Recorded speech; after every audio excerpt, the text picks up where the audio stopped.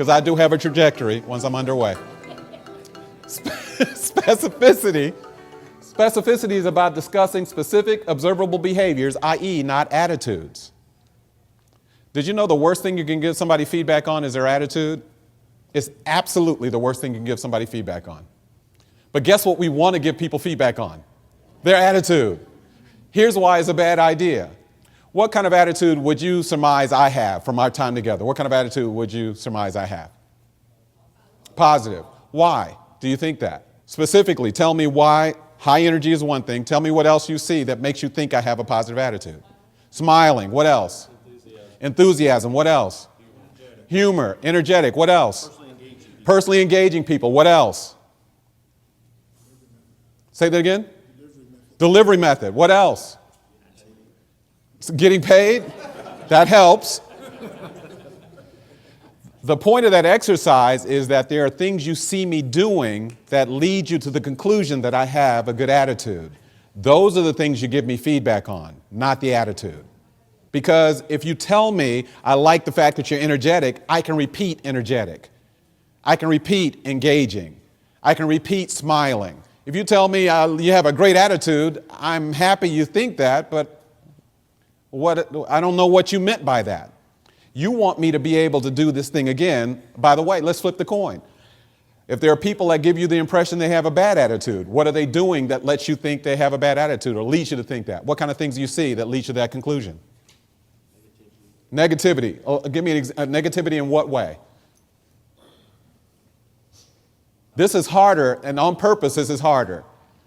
Selection of words. Say that again? Selection of words. Selection of words. What do you mean selection of words? Choose words that could be not very vague, but could be very specific and could actually. Okay, so you choose specific words that seem to lean toward more negative than positive stuff. Okay, what else? Makes you body language. What kind of body language?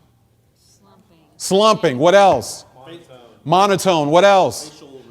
Facial. What kind of facial responses? Frowning. Now, did everybody catch what I just did? You said facial responses, but I said what? What kind of facial responses? Because if we just stop at facial responses, here's where we are. I need you to take pride in your work. Everybody with me? If he just says that, I'm like, okay. And remember, think if I don't have negative facial responses, he's not helped me. So we have to speak to the behavior, not to the attitude. Here's the other thing before we pivot from this to the next one. I tell you, people's attitude is not really your business. Their behavior is your business. Now, some of you looked at me weird until I finished the sentence. You don't have any idea at all what kind of attitude I have. Honestly speaking, do you? I didn't tell anybody about what's going on in my life, what's happening with my daughters, what's happening with my family. You know none of that. And it's not your business. You don't pay me for that. You pay me when the phone gets answered that if this person gets a survey, they will give me a 10. That's what you pay me to do. Say that again? Sometimes it crosses over. Sometimes it does cross over, but that's exactly right. You pay me for behaviors, not attitudes.